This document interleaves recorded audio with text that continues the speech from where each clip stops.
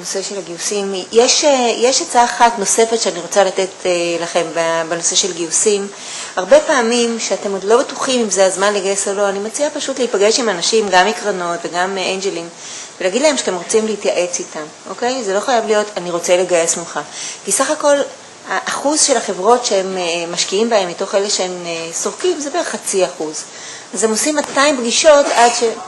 אפשר בבקשה להפסיק את ההשתוללות. אחוז החברות שהם משקיעים בהם זה בערך 0.5%, זאת אומרת 1 ל-200.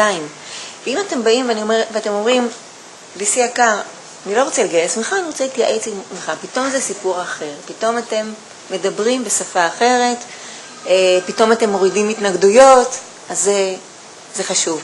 ההצעה השנייה שהיא מאוד חשובה בקשר לגיוס, גיוס של כסף בעיקר, אבל גם גיוס של הלוואות בבנק ואשראי, זה לדעת איך לדבר, איך להתלבש, קצת תלמדו את זה כמו שלומדים לקרוא ולכתוב, כמו שלומדים לשחות.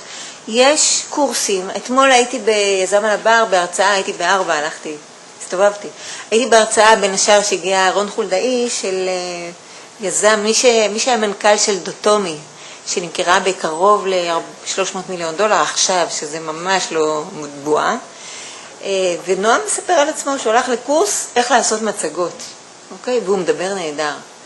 אז כל אחד מאיתנו יכול ללכת לקורס כזה וללמוד איך להציג נכון את אותם דברים, איך להציג בדינמיקה נכונה, בנימה נכונה, איך לערוך את המצגת, כל מיני דברים שזה טכניקה וששווה להשקיע את הזמן ואת הכסף. אוקיי? אנחנו ממשיכים לעוד הרצאה בנושא של גיוסים, אנחנו קראנו לה מעות של מלאכים, ותדבר מישל דגני-ספקטור, יזמת וסמנכ"ל פיתוח עסקי בחברה בשם IPgallery. בבקשה מישל. הרצאה באנגלית, נכון? הרצאה באנגלית. Good afternoon. Thank you for coming. My name is Michelle Spector. I'm a co-founder and executive vice president of IPgallery.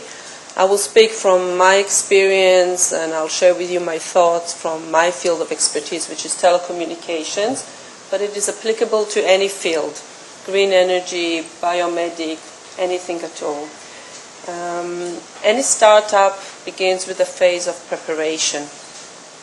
And in this phase, you need to ask yourself a few tough questions and answer them as well.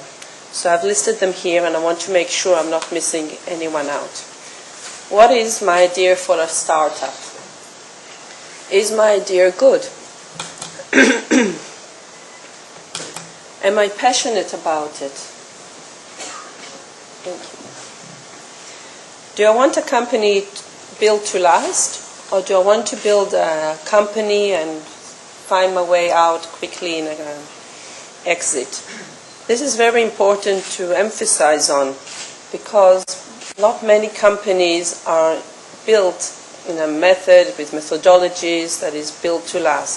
Not many are the Amdocs, the Converse, or as mentioned, Steph Wertheimer's ISCAR, a man near a machine. I mean, all his life he was talking about the passion and getting up and doing what he likes to do and doing it well. So this is a very important point you have to think about. Then you need to think if you have the hands-on capabilities to go and build your prototype, or do you need a team to help you build it? Meaning you have just a great idea and you need somebody to make it real. You need to know who are your potential customers and how do you need to acquire customers. What are your marketing channels? Today things are very different than they were just 10 years ago. Today the viral world, you can go to social networks, over the internet, you don't need all these resources to reach out to potential customers over the oceans, find agents, find local partners. So this is also very important in building your strategy and financing plan.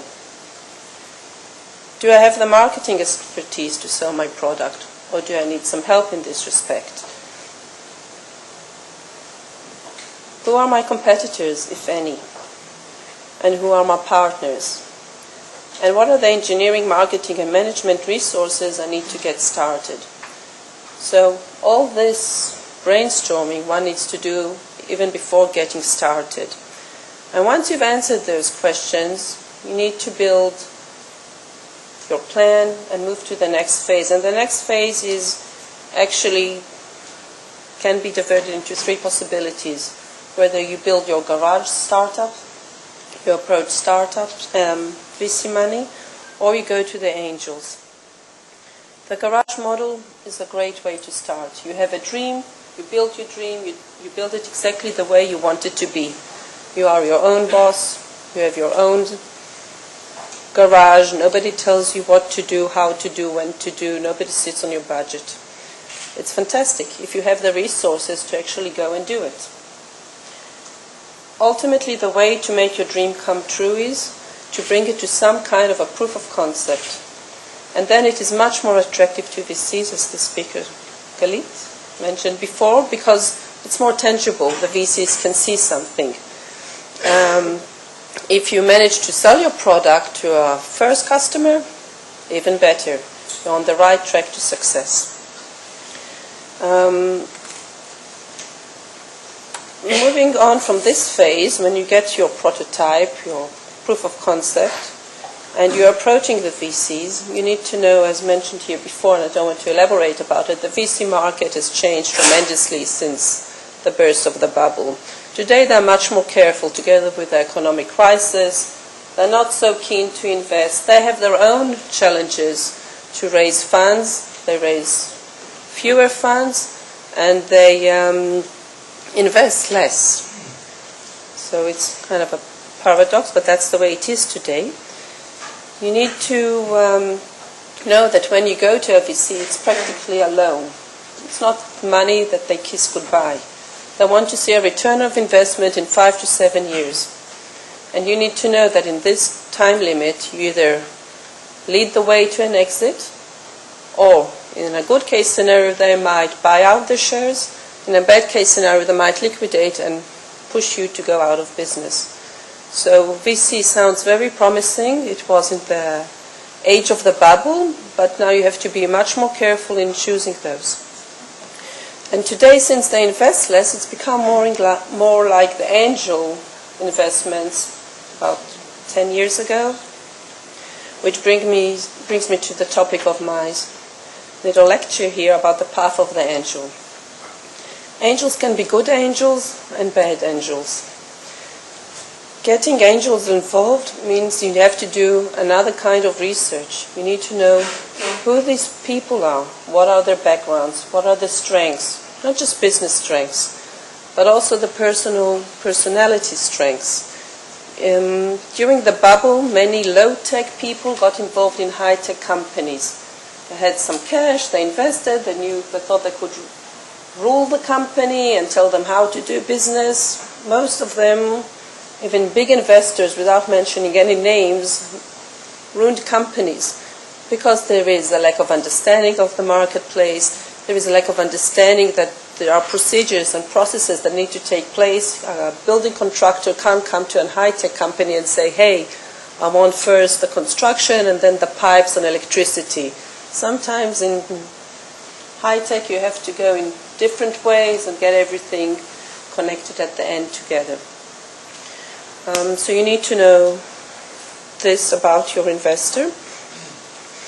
And then you need to know other things about good angel investors, is the relevance, experience and expertise in your field. Money is good, you need the money, but it's not all about money. Dumb money can make you float a little longer. But if you get smart money, money that comes with door opening, that comes with names that are recognized in the industry, they have the reputation. You just mentioned that Yossi Vardi, well-known angel investor, is on your side. Well, it's a door opening. VCs will be more interested in investing in your company. If Yossi Vardi is interested in your company, hey, there must be something there that should be of interest to me as well. We've developed our products in the garage until a proof of concept stage.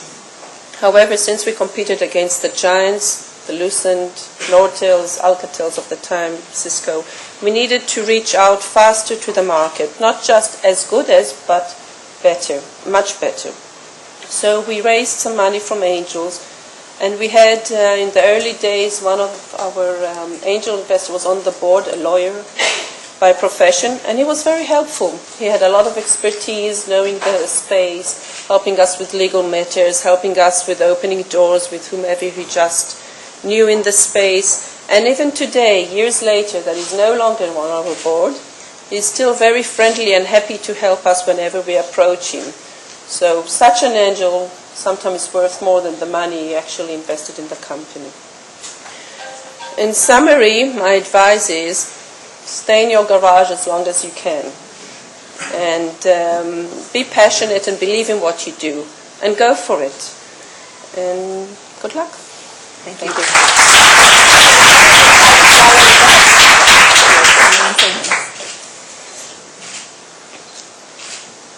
IPgallery is a software company. We develop solutions for the telecommunications industry. In the early days, we competed against the traditional switches, the Nortel, Alcatel telephony switches, with a standard-based soft switch. We were the first to deploy a voice over IP end-to-end telephone call on a standard-based soft switch between Mexico and North America in 2001. That was a big wow at the time. But ever since we experienced crash of the stock exchange, the bubble burst, times were not easy. And we evolved. We're always learning the market space. What is it out there in the market? What it is the market requires. We're very close to understanding the needs of our customers. Even if they don't understand it yet, we see where is the lack of capabilities. Where do they lose customers? Why do they lose customers? How can they reach out to more customers? Today we offer a converged user experience, converging voice, video, and telephony. Voice, video, and telephony. Telephony and voice is the same.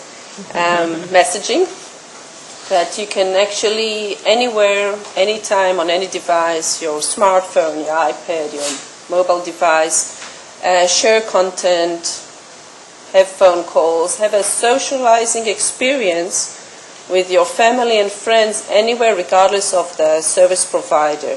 For example, if I want to watch the royal wedding in the UK with my sister in Australia and my brother in South America, I can sit in my office and send my sister in Australia a little SMS that pops up on her television saying, hey, go to this and this channel, or go into my link and download this VOD, video on demand. We can share it. I bought it, but she's with Telstra, and I'm sitting here in Israel with HOT, and my brother, who knows which service provider is using in South Africa, America, wherever, on his smartphone, and we're all watching this, and while we're watching this, we can say, hey, look at her dress, look at her hairstyle, look at this, look at that, the prince is quite charming, and we're actually sharing... Look at his dress. Yes, that's right. Sharing and socializing content in the telecom world. Lovely, thank you. Thank you very much.